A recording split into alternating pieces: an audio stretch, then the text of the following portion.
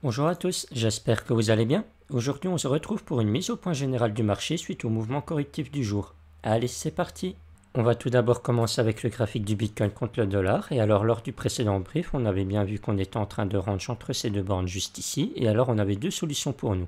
Soit on cassait ce range par le bas, et alors on validait un M de retournement baissier qui donnait une porte ouverte pour un traitement plus profond, ou alors on cassait par le haut, et alors là on validait un nouveau W qui aurait été très bullish pour nous.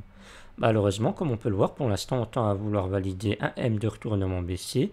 Et en plus de ça, on peut remarquer qu'au niveau du momentum, on a validé aussi une divergence baissière puisqu'on a bien cross les zéros juste ici.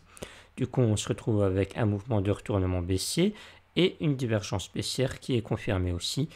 Donc, il ne faut pas s'attendre à court terme à avoir un Bitcoin qui pourrait continuer à monter plus haut.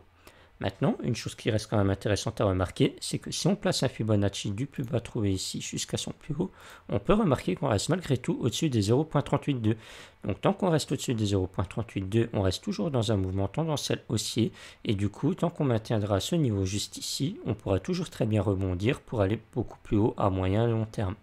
Une dernière chose qui reste très intéressante à regarder sur ce cours, c'est que précédemment ici on avait déjà eu un M de retournement baissier qui avait tout de suite été invalidé avec ce W de retournement haussier.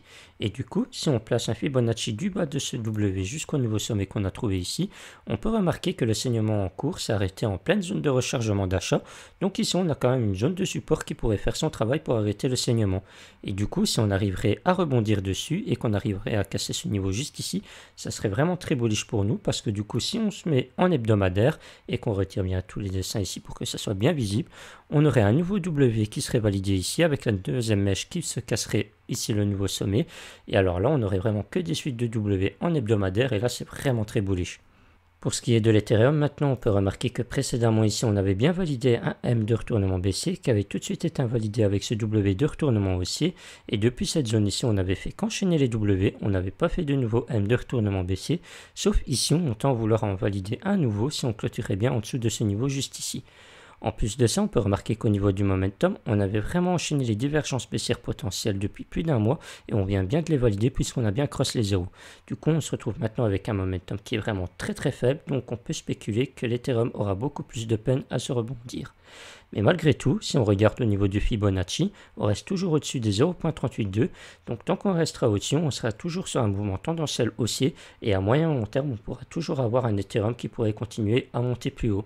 Maintenant, il faudra juste attendre au niveau du momentum d'avoir un nouveau W qui se valide, et voir ici aussi un nouveau W se valider sur le cours, pour enfin avoir des nouveaux sommets. Tant que ça ne sera pas fait, franchement, l'Ethereum aura beaucoup plus de peine que le Bitcoin.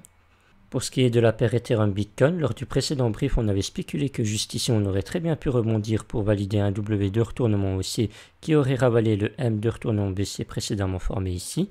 Mais malheureusement, maintenant, c'est impossible puisqu'on vient de faire une mèche plus basse que la précédente. Et en plus de ça, on tend à vouloir la travailler. Donc, si on clôturait en dessous, on validerait un nouveau M de retournement baissier. Et ça serait assez bearish pour nous. Mais malgré tout, on peut regarder qu'on reste au-dessus des 0.382 Fibonacci. Tant qu'elle restera au-dessus, on sera toujours sur un mouvement tendanciel haussier, mais malheureusement, si on validerait ce nouveau M de retournement baissier, et qu'en plus de ça, on casserait les 0.382 de cette zone ici, alors là, on serait plus dans un mouvement tendanciel haussier, on redeviendrait bien sûr un mouvement tendanciel baissier, et là, alors, on aurait un signal assez fort qui montrera que ça sera le Bitcoin qui surperformera l'Ethereum, et très certainement tous les altcoins dans les prochains jours et les prochaines semaines. Du coup, maintenant, il n'y a pas 36 solutions. Il faut absolument rebondir sur les 0.382 et valider un W de retournement aussi pour le cours. Mais on pourra quand même céder du momentum parce qu'on peut remarquer qu'actuellement, il a tendance à vouloir diverger un petit peu. Donc, si on arriverait à cross les zéros juste ici, on aurait un petit W qui serait formé, qui nous donnerait alors un momentum fort et qui pourra aider le cours à justement valider ce W de retournement haussier pour continuer à monter plus haut et donner alors le signal que ça sera l'Ethereum qui surperformera le Bitcoin et les altcoins qui devront suivre avec. Pour ce qui est des dérivés sur le Bitcoin, on peut remarquer qu'actuellement on a toujours l'open interest qui continue de chuter, on a un funding qui est vraiment très très neutre et un spread qui continue à creuser du pétrole. Donc on n'est vraiment pas sur un phénomène de FOMO. En plus de ça, on peut remarquer qu'ici on a eu un pic de liquidation bulls, ce qui est normal puisqu'on a méché plus bas que les précédentes résistances de toute cette zone. Donc tous les bulls qui sont entrés ici, maintenant ils ont bien été liquidés. Et du coup, moi, je m'attends pas vraiment à avoir un gros saignement comme au mois de mai, puisque justement, il n'y a plus personne qui fourmille. Ça a bien été nettoyé. On a un open interest qui continue de chuter. On a un funding qui est vraiment très bas, donc ça montre vraiment bien qu'il n'y a personne qui est vraiment très enthousiaste sur ce marché. Et on a un spread qui continue de creuser du pétrole. Donc ça veut dire qu'il y a une pression vendeuse sur les dérivés supérieure à ce qu'il y a sur le spot. Donc voilà, il n'y a vraiment rien qui donne vraiment des prédispositions pour avoir un gros crash comme au mois de mai. Pour ce qui est des dérivés sur l'Ethereum, ça a encore même été mieux nettoyé que sur le Bitcoin parce qu'on peut remarquer qu'ici le funding lui a bien été dans le négatif et on a eu aussi le spread qui a été dans le négatif. Donc les gens ont commencé vraiment à être beaucoup plus pessimistes sur l'Ethereum que sur le Bitcoin, sur les dérivés. Donc voilà, maintenant que les gens commencent à être pessimistes, il n'y a pas vraiment de raison de creuser encore plus bas puisque tout le monde a déjà pris peur. C'est au contraire le meilleur moment pour poser un bottom et rebondir. Donc voilà, ne vous inquiétez pas, on n'est certainement pas sur un gros crash comme au mois de mai. On va très certainement rebondir d'ici peu de temps. Maintenant, on va clôturer avec les données on-chain et on peut remarquer qu'au niveau du Bitcoin, on est toujours en phase de distribution, mais c'est vraiment très anodin. Donc à partir de là, il n'y a pas de quoi s'inquiéter. Par contre, au niveau de l'Ethereum, là, c'est vraiment différent. Si on n'a pas eu un bug de Glassnode, avec les données qu'on a actuellement, on pourrait voir qu'on a eu un retrait hier de l'équivalent de 9 milliards de dollars pour les Ethereum sur les échangeurs. Donc ça voudra dire qu'hier, il a eu un gros portefeuille ou un groupe de gros portefeuilles qu'on retiré pour 9 milliards de dollars sur les Ethereum. Et du coup, si on regarde un autre graphique juste ici, on peut remarquer que du coup, il n'y a plus que 10% des Ethereum qui sont disponibles à la vente sur les échangeurs. Donc là, on est vraiment en train de poser vraiment un gros phénomène de rareté.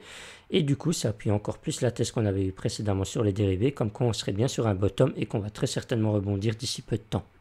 Voilà, cette vidéo touche à sa fin, j'espère qu'elle vous aura plu et que ça aura été assez clair pour vous.